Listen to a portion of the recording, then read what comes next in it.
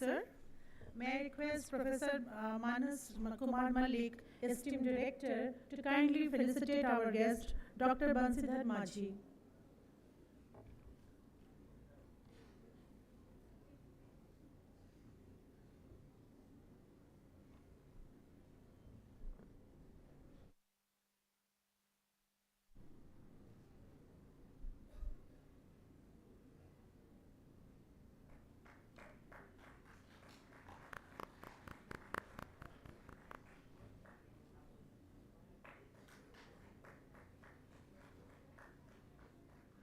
Thank you, sir. The speaker for now is Mr. Biren Mishra. The title of his deliberation is From Degrees to Proof of Work, Portfolios, Micro-Credentials and AI-Verified Capabilities as the New Currency. Mr. Biren Mishra is a distinguished global innovation leader with extensive expertise in artificial intelligence, entrepreneurship, and digital transformation. In his capacity as Chief Executive Officer of Otis Innovation, he operates at the confluence of AI, strategic business development, and education. His professional engagements include collaborative initiatives with the University of Oxford and the University of Cambridge. So please proceed. Thank you. I wanted to read it out so that it inspires students. Thank you so much. I'll just use a presentation if you don't mind. Yes. Sure. Thank you so much.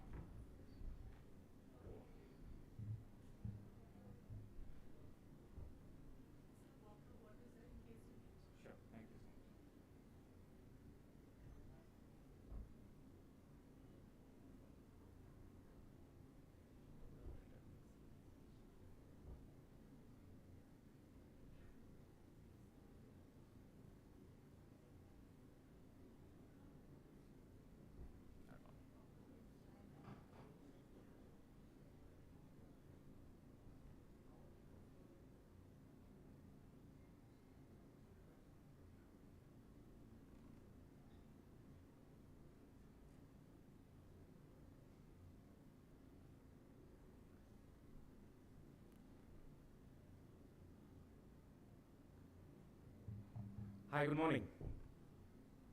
Good morning. That's wonderful. The easy job after speaking, to speak after such stalwarts makes life very easy. But it only makes it much more difficult because if you don't apply in the real world. So hopefully, in the next couple of minutes, we are able to move the needle of talking about application, what we could do, what we must do, to what we should do tomorrow. So not to inundate you with a big title of my conversation this morning, I will pick up from what you've already heard this morning. Now, what we actually heard about AI actually penetrating, or rather not being invited to universities, but it is already there. So let's start with the question. How many of you use AI in your assessments today? Just raise your hands. Now, I think some of, so say you said even faculties are the new students. So even faculty should be judged as a student. So how many faculties use AI in your assessments? Wonderful. So for those of you who don't, AI is here to stay. So whether you use it or not, tomorrow it will be impacting your life, right? So the bigger question in front of us is, if using AI is allowed as a standard part of your assessment, what would your faculties be grading you most? So I'll give you 3 options, and then by the end we'll do a vote, right? And then we can go back to the vote to see, does it really mean an application? So 3 questions, right? Does your final submission quality, is that something that we should be grading? Is your ability to reason the trail, which is the second option? And the third, if you as a student are able to defend the work, right?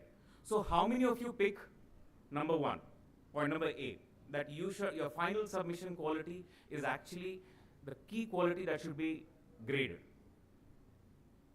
So nobody chooses your final quality. Wonderful.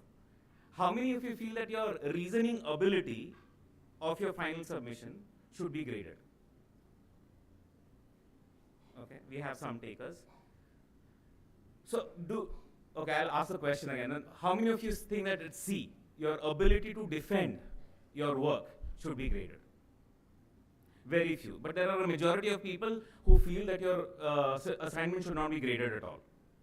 So there are two things. Either you need a really good cup of coffee to wake yourself up, or you really need to start embracing AI.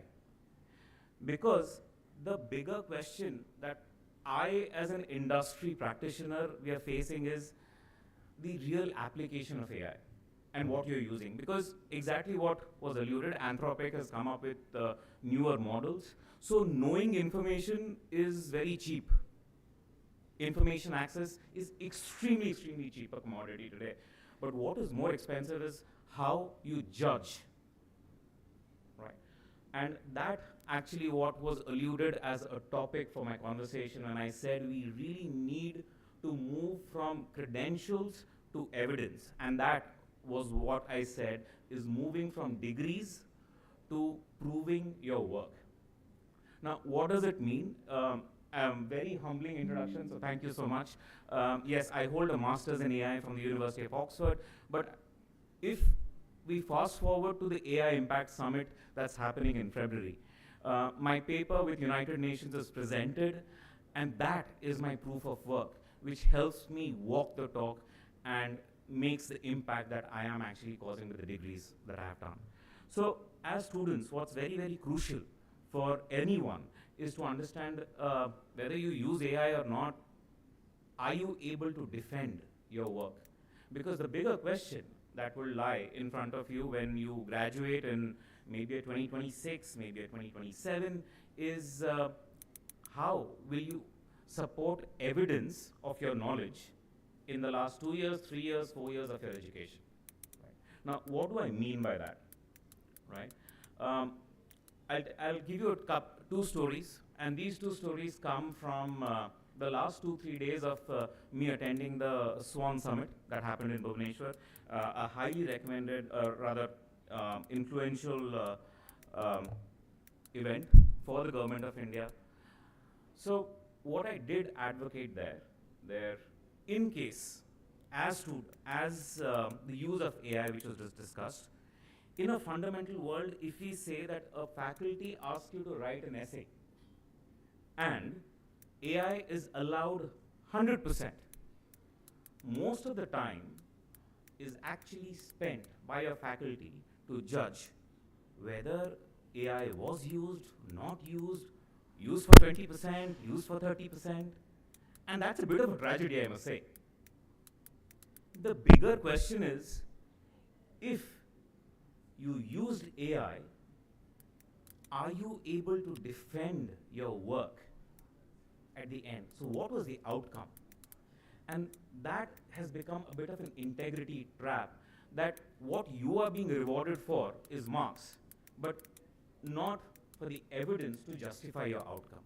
And I think that has to really move, because whether we may allude to NEP 2020, and if we are, that's very worrisome today as industry practitioners, because what you are assessing the future of the workforce and preparing them for is an era of 2020, but they have to live, they have to be employed, they have to be justifying their own credentials in a world of 2026, 27, 28. So the onus lies on academics, universities, to truly make the future of workforce relevant. The second is the portfolio poverty. What I mean by that is, at the SWAN Summit yesterday, we also had a job fair, so there was a lot of CVs being passed around. So one of the conventional questions that I posed is there a prototype? Is there a memo? Is there a process document? And there was a bit of a silence by practitioners.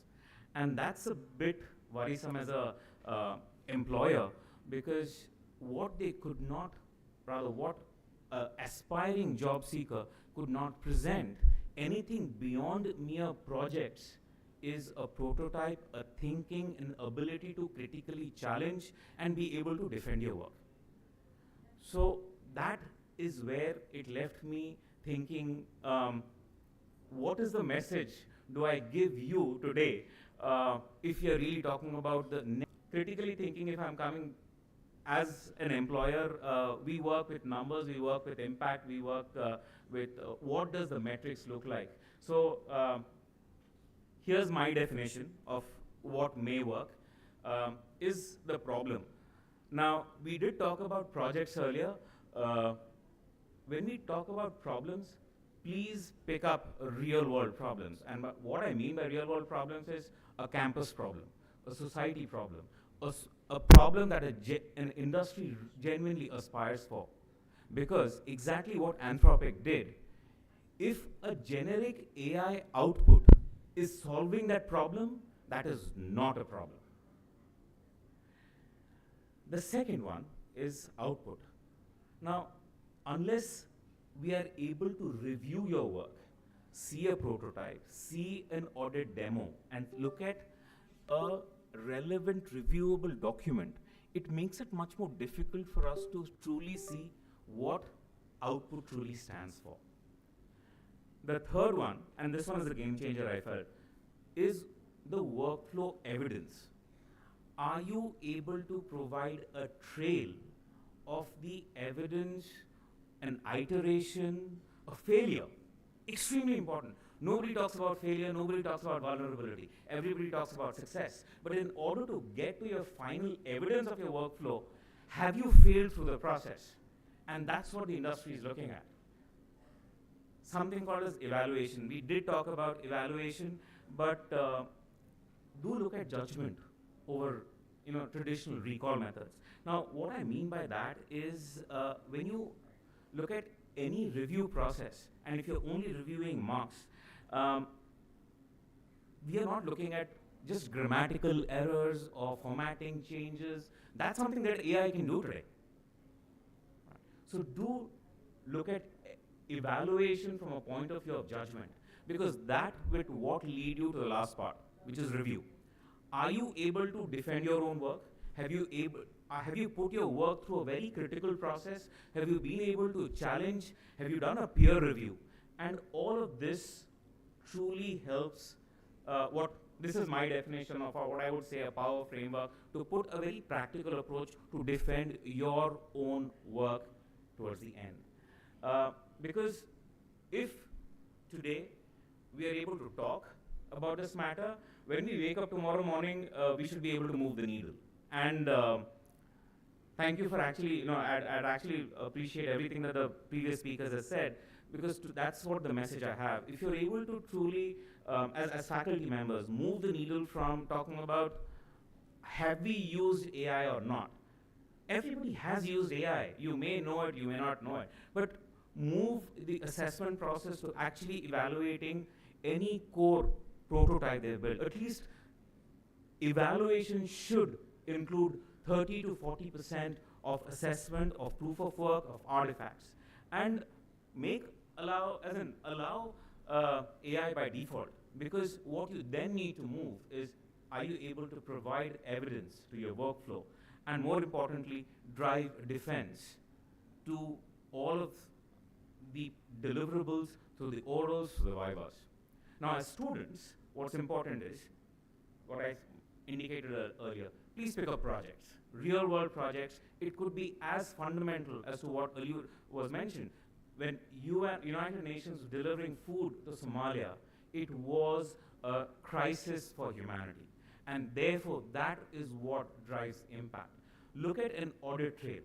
You should be able to drive your own auditability, and therefore be able to really establish certain credits to what you are delivering as students. Because just in the interest of time, I know we're running a little behind on schedule. So my just key thought is, in the age of era, we are not looking at what you can claim as your deliverable, but what truly will help us employ you as interns, as potential future workforce, is truly your demonstrated ability to drive and be able to operate in a future workforce. So with that, thank you so much for the time. Thank you.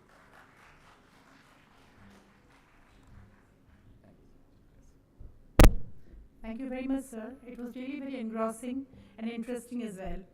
May I request Professor Manas Kumar Malik, esteemed Director, Siksha Anusandhan, the guest speaker, Mr. Biren Mishra.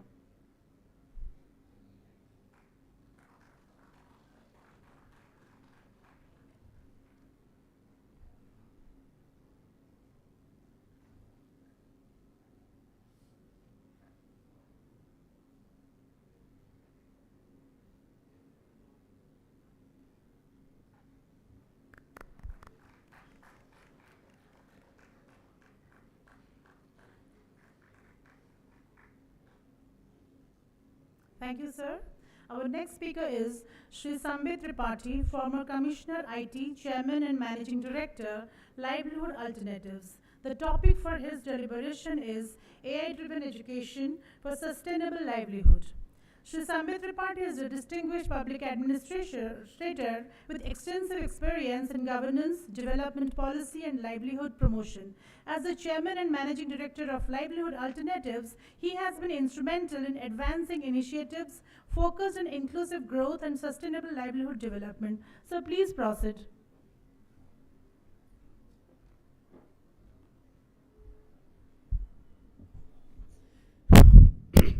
Thank you.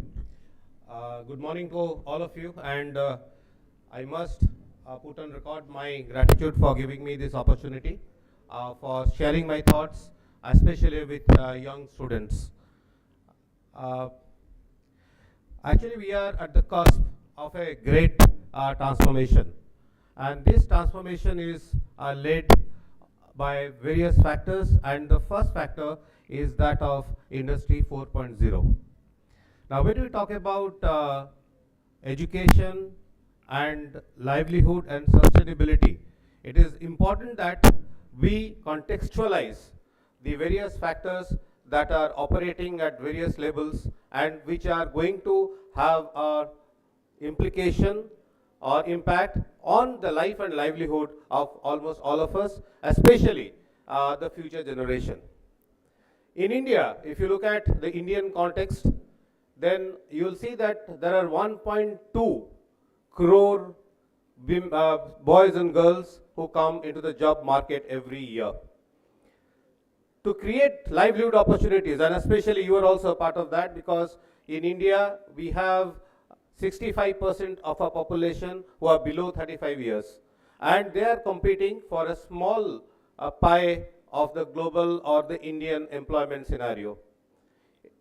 That is how we have to look at the issues, the challenges, the problems, and also look at the opportunities as well as the various challenges that the youth of India will face in terms of educational requirements, in terms of the challenges of getting a proper job, and also in terms of creating viable livelihood opportunities for the rest of the people. I just want to ask one simple question here. How many of you, especially to the students, please raise your hands. How many of you are pursuing this course because you are interested in this course? Kindly raise your hands. How many of you are forced because of your friend need to have a proper ease